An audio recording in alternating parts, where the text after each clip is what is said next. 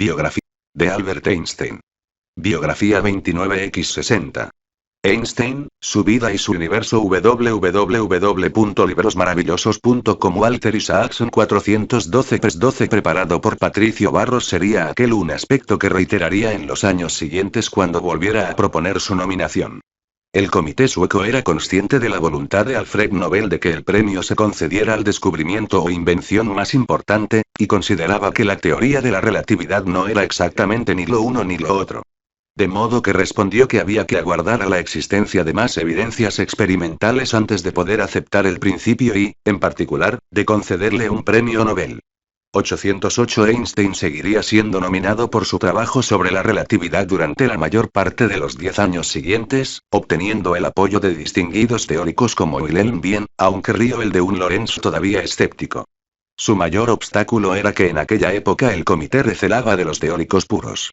Durante el período comprendido entre 1910 y 1922, 3 de sus 5 miembros eran físicos experimentales de la Universidad Sueca de Uppsala, conocida por su ferviente devoción al perfeccionamiento de mediciones experimentales y técnicas. Los físicos suecos con un fuerte sesgo experimental dominaban el comité, señala Robert McFriedman, historiador de la ciencia de Oslo. Consideraban las mediciones precisas el más alto objetivo de su disciplina. Esa fue una de las razones por las que Max Planck habría de esperar hasta 1919, cuando se le concedería el premio correspondiente a 1918, mientras que a Henri Poincaré no se le otorgaría nunca. 809. El espectacular anuncio, en noviembre de 1919, de que las observaciones del eclipse habían confirmado parte de la teoría de Einstein debería haber convertido 1920 en su gran año.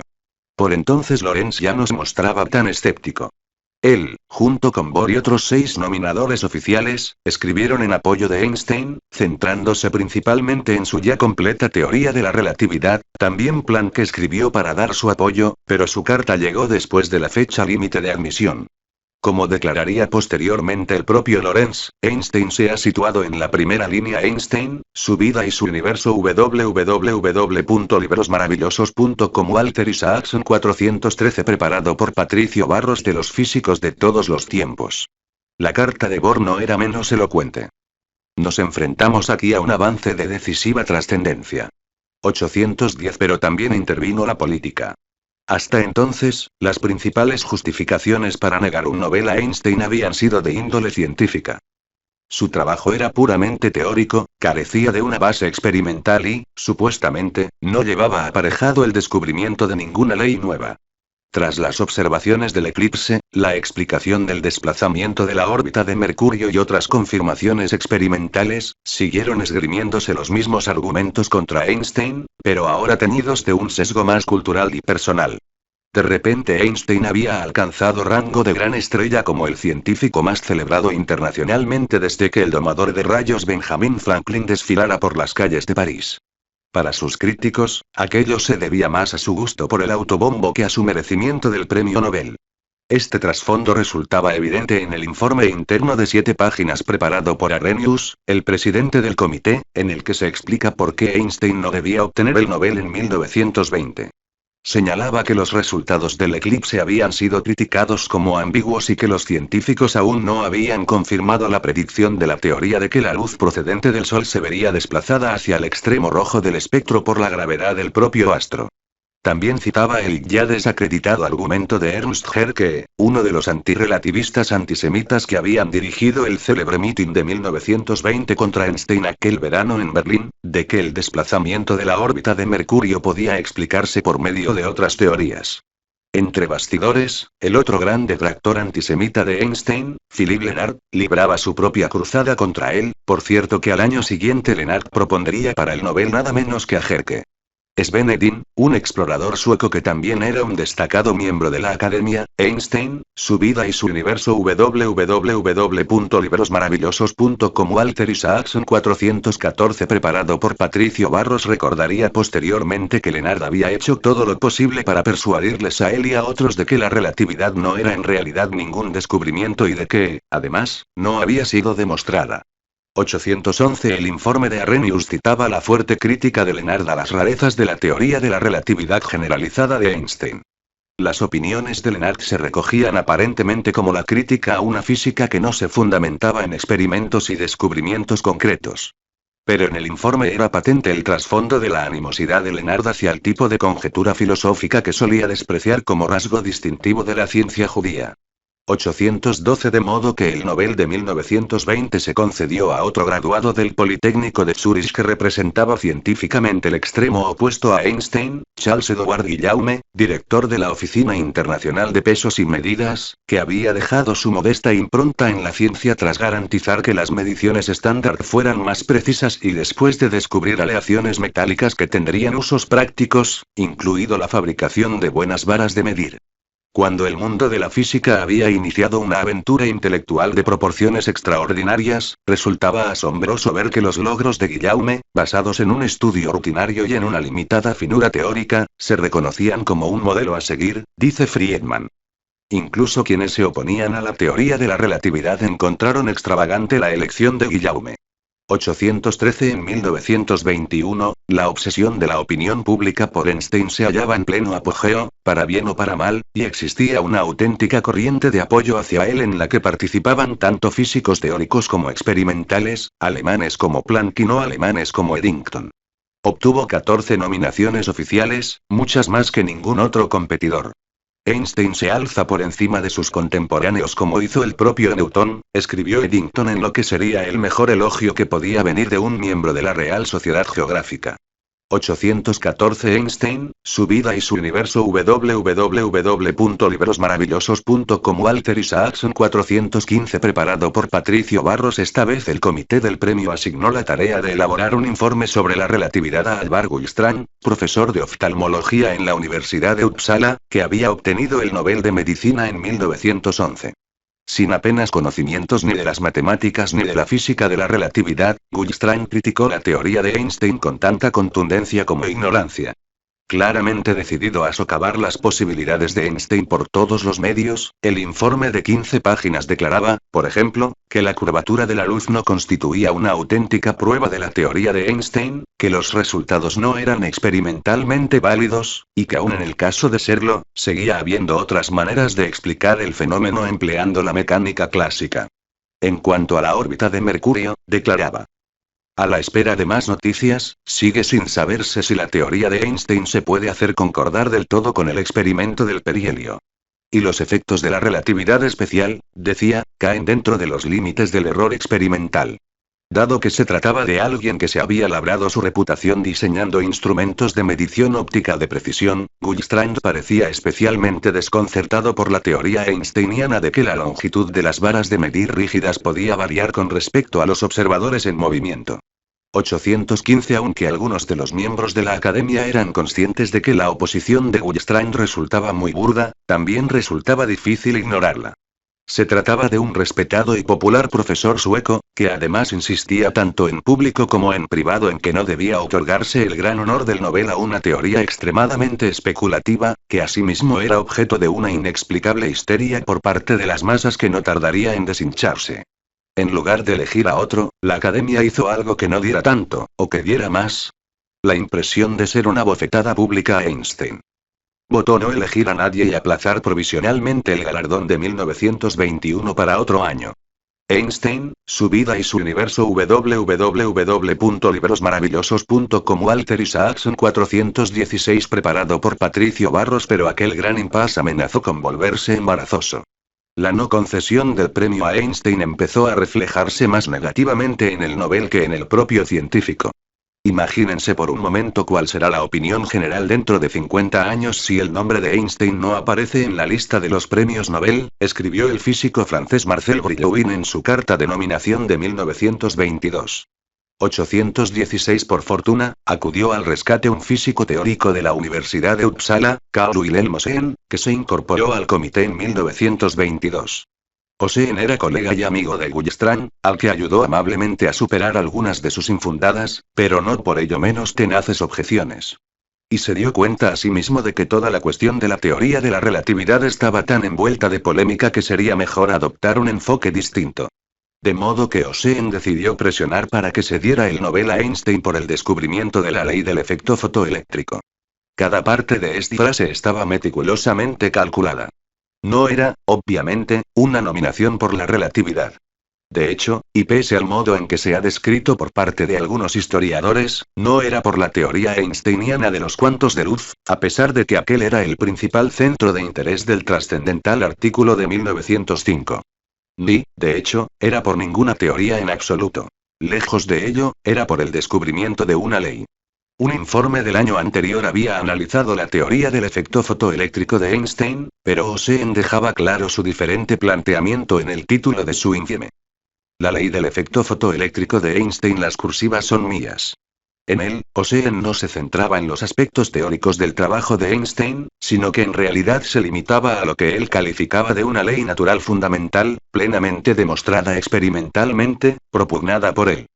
La descripción matemática de cómo se explicaba el efecto fotoeléctrico presuponiendo que la luz se absorbía y Einstein, su vida y su universo www.librosmaravillosos.com Walter Isaacson 417 preparado por Patricio Barros emitía en cuantos discretos, y el modo en que ello se relacionaba con la frecuencia de la luz. Oseen planteaba también que dar a Einstein el Nobel atrasado de 1921 permitiría a la Academia otorgar al mismo tiempo el de 1922 a Niels Bohr, puesto que su modelo del átomo se basaba en las leyes que explicaban el efecto fotoeléctrico. Era una forma de matar dos pájaros de un tiro y asegurarse de que los dos físicos teóricos más importantes de la época fueran premios Nobel sin ofender a la vieja guardia del establishment de la Academia. Gullstrand estuvo de acuerdo. Arrhenius, que había conocido a Einstein en Berlín y había quedado encantado, también estaba dispuesto ahora a aceptar lo inevitable. El 6 de septiembre de 1922 la Academia votó en consonancia, y Einstein y Bohr recibieron el Premio Nobel de 1921 y 1922, respectivamente.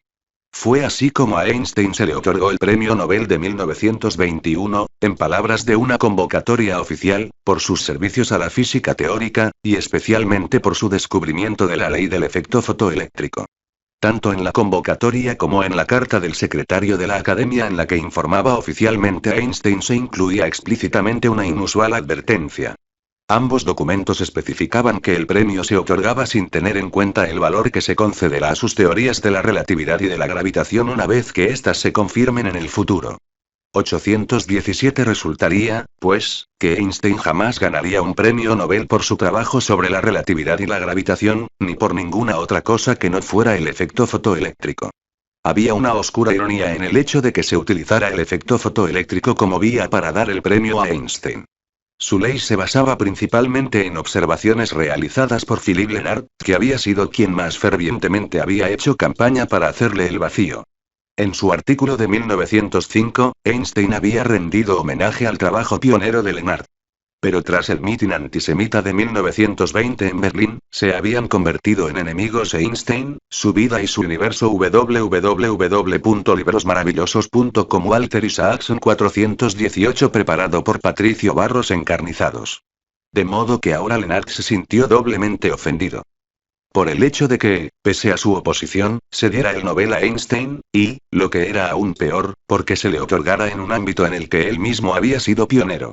Así pues, escribió una airada carta a la Academia, la única protesta oficial que ésta recibió, en la que decía que Einstein malinterpretaba la auténtica naturaleza de la luz y que, además, era un judío ávido de publicidad cuyo planteamiento era ajeno al verdadero espíritu de la física alemana.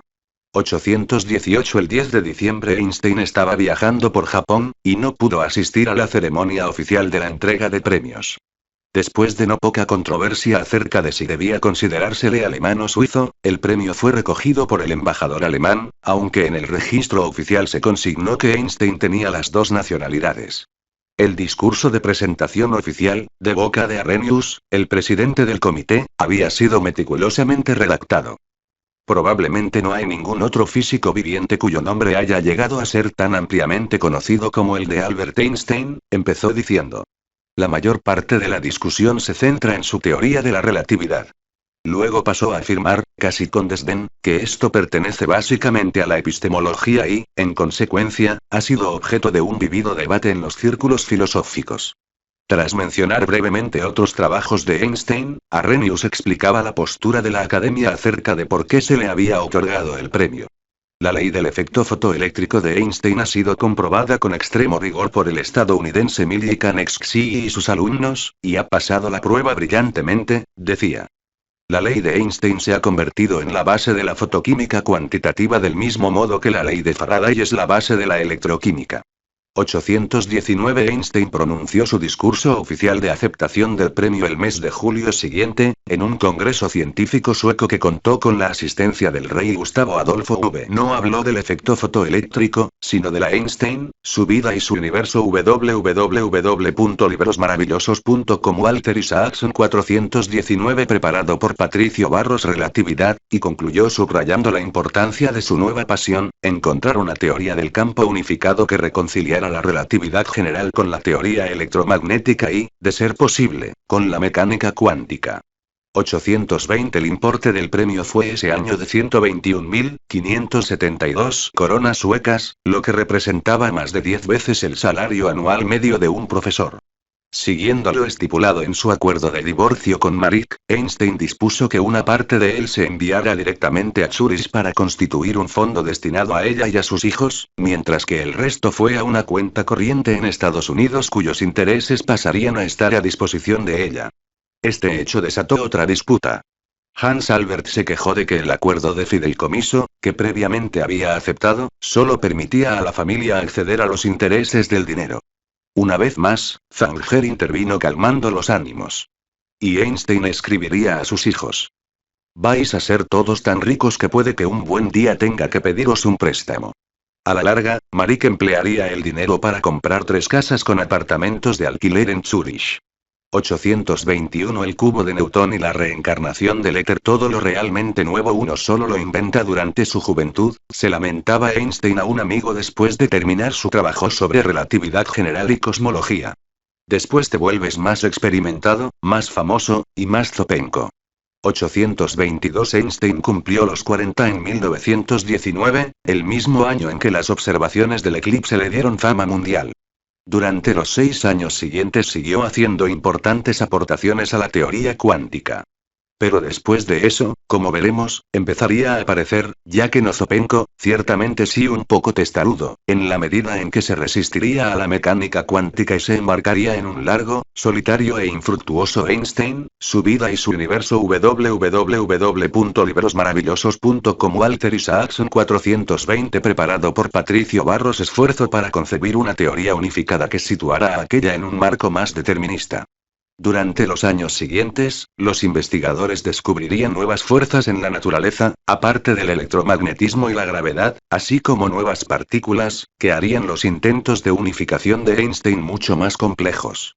Pero a la vez él se encontraría menos familiarizado con los últimos datos de la física experimental y, en consecuencia, no tendría ya la misma intuición para saber cómo arrebatar a la naturaleza sus principios fundamentales. Si Einstein se hubiera retirado después de las observaciones del eclipse y se hubiera dedicado a navegar durante los 36 años que le quedaban de vida, ¿habría sufrido la ciencia?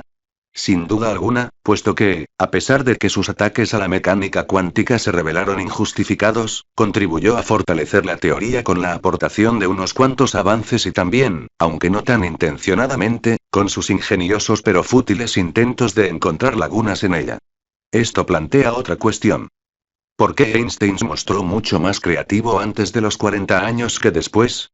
En parte, constituye un riesgo profesional para los matemáticos y los físicos teóricos realizar sus grandes descubrimientos antes de cumplir los 40. 823 El intelecto se paraliza, le explicaba Einstein a un amigo, pero la concha calcificada sigue recubierta de un brillante renombre. 824 Más concretamente, los éxitos científicos de Einstein se habían derivado en parte de su rebeldía. Existía un vínculo entre su creatividad y su predisposición a desafiar a la autoridad. No tenía ningún apego sentimental al viejo orden, lo que le predispuso a ponerlo patas arriba. Su terquedad había jugado a su favor. Pero ahora, justo cuando acababa de trocar sus actitudes bohemias de juventud por las comodidades de un hogar burgués, se había adherido a la creencia de que las teorías de campos podían preservar las certezas y el Einstein, su vida y su universo. www.librosmaravillosos.com Walter Isaacson 421 preparado por Patricio Barros Determinismo de la ciencia clásica. A partir de ese momento su terquedad pasaría a jugar en su contra. Era un destino que él mismo había empezado a temer ya años antes, no mucho después de haber terminado su famosa avalancha de artículos de 1905. Pronto llegaré a la edad del estancamiento y la esterilidad, cuando uno lamenta el espíritu revolucionario de la juventud, le había confesado con preocupación a su colega de la Academia Olimpia Maurice Solovine.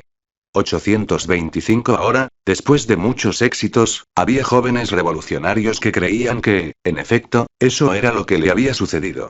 En una de las observaciones más reveladoras que haría acerca de sí mismo, Einstein se lamentaría. Para castigarme por mi desprecio a la autoridad, el destino me ha convertido en autoridad a mí mismo. 826 no resulta sorprendente, pues, que durante la década de 1920 Einstein se dedicara a recortar algunas de las más audaces de sus anteriores ideas.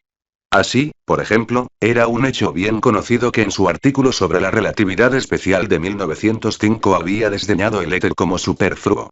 Sin embargo, después de terminar su teoría de la relatividad general, concluyó que en dicha teoría los potenciales gravitatorios caracterizaban las cualidades físicas del espacio vacío y servían de medio de transmisión de las perturbaciones. Y empezó a referirse a ello como una nueva forma de concebir el éter. Estoy de acuerdo con usted en que la teoría de la relatividad general admite la hipótesis de un éter, le escribiría a Lorentz en 1916. 827 en una conferencia pronunciada en Leiden, en mayo de 1920, Einstein propuso públicamente una reencarnación, aunque no un renacimiento, del éter. Una más cuidadosa reflexión nos enseña, sin embargo, que la teoría de la relatividad especial no nos obliga a negar el éter, declaró. Podemos suponer la existencia de un éter, pero debemos renunciar a atribuirle un estado de movimiento definido. Einstein, su vida y su universo www.librosmaravillosos.com Walter Isaacson 422 preparado por Patricio Barros. Esta nueva perspectiva se justificaba, decía, por los resultados de la teoría de la relatividad general. Dejaba claro que su nuevo éter era distinto del antiguo, que se había concebido como un medio que podía experimentar ondulaciones y, en consecuencia, explicar cómo se movían las ondas luminosas a través del espacio. En lugar de ello, él reintroducía la idea a fin de explicar la rotación y la inercia. Tal vez habría podido ahorrar algo de confusión si hubiera elegido otro término. Pero en su discurso dejaba claro que reintroducía precisamente este de manera intencionada. Negar el éter equivale en última instancia a presuponer que el espacio vacío carece de cualidades físicas. Los hechos fundamentales de la mecánica no concuerdan con esta visión, aparte de los objetos observables, hay otra cosa, que no es perceptible, que debe considerarse real a fin de permitir que la aceleración o la rotación se consideren a su vez algo real. El concepto de éter ha adquirido de nuevo un contenido inteligible, aunque dicho contenido difiere ampliamente del éter de la teoría ondulatoria mecánica de la luz. Según la teoría de la relatividad general, el espacio está dotado de cualidades físicas. En ese sentido, existe un éter. El espacio sin éter resulta impensable, puesto que en tal espacio no solo no habría propagación de la luz, sino tampoco posibilidad alguna de la existencia de pautas de espacio y tiempo, varas de medir y relojes, ni, por ende, intervalos espaciotemporales en el sentido físico. Pero este éter puede que no se conciba como dotado de las cualidades de los medios ponderables, como consistente en partes que pueden rastrearse a través del tiempo. Puede que no se le aplique la idea de movimiento. 828 Entonces, ¿qué era este éter reencarnado? ¿Y qué significado tenía para el principio de Mach y para la cuestión planteada por el cubo de Newton? Exi Einstein, su vida y su universo www.librosmaravillosos.com Walter Isaacson 423 preparado por Patricio Barros. Inicialmente Einstein había declarado con entusiasmo que la relatividad general explicaba la rotación simplemente como un movimiento relativo a otros objetos del espacio, tal como había afirmado Mach. En otras palabras, si estuviésemos dentro de un cubo colgado en el espacio vacío, sin que en el universo hubiera ningún otro objeto, no habría forma de saber si girábamos o no. Einstein incluso escribió a Mach diciéndole que estaba encantado de que su principio se viera respaldado por la relatividad general. Einstein había afirmado esta opinión en una carta a Schwarzschild, el joven y brillante científico que le había escrito desde el frente ruso del ejército alemán durante la guerra, hablándole de las implicaciones cosmológicas de la relatividad general. La inercia es simplemente una interacción entre masas, no un efecto en el que interviene el espacio en sí mismo, independientemente de las masas observadas, había declarado Einstein entonces. 829 Schwarzschild, sin embargo, se había mostrado en desacuerdo con tal afirmación. Y ahora, 4 años después, el propio Einstein había cambiado de opinión. En su discurso de Leiden, a diferencia de su interpretación de la relatividad general de 1916, aceptaba que su teoría del campo gravitatorio implicaba que el espacio vacío poseía cualidades físicas. El comportamiento mecánico de un objeto que flotara en el espacio vacío, como el cubo de Newton, depende no solo de las velocidades relativas, sino también de su estado de rotación. Y ello suponía que el espacio está dotado de cualidades físicas. Como él mismo admitía sin ambajes, eso significaba que Einstein abandonaba el principio de Mach. Entre otras cosas, la idea de que la inercia estaba causada por la presencia de todos los cuerpos distantes del universo implicaba que dichos cuerpos podían ejercer un efecto instantáneo en un objeto dado, por muy lejos que estuvieran de él. Pero la teoría de la relatividad de Einstein no aceptaba las acciones instantáneas a distancia. Ni siquiera la gravedad ejercía su fuerza instantáneamente, sino solo a través de determinados cambios en el campo gravitatorio que obedecían al límite de Einstein, su vida y su universo. www.librosmaravillosos.com Walter Isaacson 424 preparado por Patricio Barros. La velocidad de la luz. La resistencia inercial a la aceleración en relación con masas distantes supone una acción a distancia, declaraba Einstein. Dado que la física moderna no acepta eso de la acción a distancia, esta acude de nuevo al éter, que ha de servir de medio a los efectos de la inercia. 830 Es esta una cuestión que aún hoy suscita controversia, pero Einstein parecía creer, al menos cuando pronunció su conferencia en Leiden, que, según la relatividad general tal como él la veía ahora, el agua del cubo de Newton se vería empujada hacia las paredes de este aún en el caso de que estuviera girando en un universo desprovisto de cualquier otro objeto. En contradicción con lo que habría predicho Mach, escribe Brian Greene, incluso en un universo que por lo demás estuviera vacío, si nos veríamos empujados hacia las paredes interiores del cubo en rotación, en la relatividad general, el espacio-tiempo vacío proporciona un punto de referencia para el movimiento acelerado. 831 La inercia que empujaba el agua hacia las paredes del cubo estaba causada por su rotación con respecto al campo métrico, que Einstein reencarnaba ahora en forma de éter. Como resultado, había de afrontar la posibilidad de que la relatividad general no eliminara necesariamente el concepto de movimiento absoluto, al menos con respecto a la métrica del espacio-tiempo. 832 no era exactamente una retractación, ni tampoco un retomo al concepto decimonónico de éter. Pero sí una forma más conservadora de contemplar el universo, y representaba una ruptura con el radicalismo de Mach que antaño suscribiera Einstein. Esto le hacía sentirse claramente incómodo. La mejor manera de eliminar la necesidad de un éter que existiera independientemente de la materia, concluía, sería encontrar su escurridiza teoría del campo unificado. ¡Qué glorioso descubrimiento sería ese!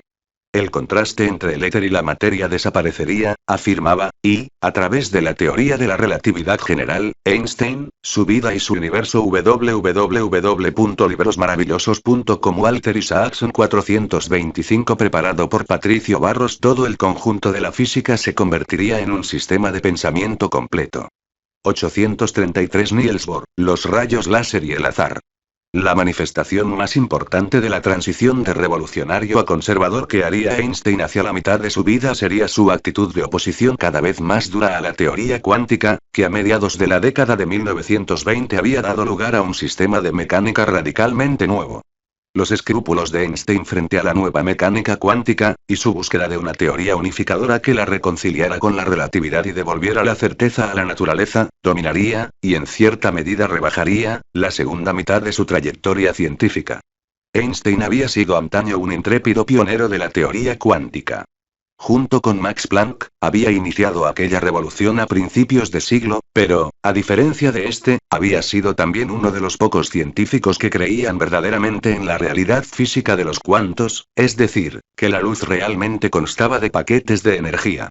Esos cuantos se comportaban a veces como partículas. Eran unidades indivisibles, no parte de un continuo. En su discurso de 1909 en Salzburgo, Einstein había predicho que la física habría de reconciliarse con una dualidad en la que la luz podía contemplarse a la vez como onda y como partícula. Y en el primer Congreso Solvay, en 1911, había declarado que esas discontinuidades, que tan desagradables nos resultan en la teoría de Planck, parecen existir realmente en la naturaleza. 834 Esto hizo que Planck, que se resistía a aceptar que sus cuantos tuvieran verdaderamente una realidad física, dijera de Einstein, en su recomendación para que se le eligiera miembro de la Academia Prusiana. Puede que su hipótesis de los cuantos de luz resulte exagerada. Biografía generada por Biografías en español.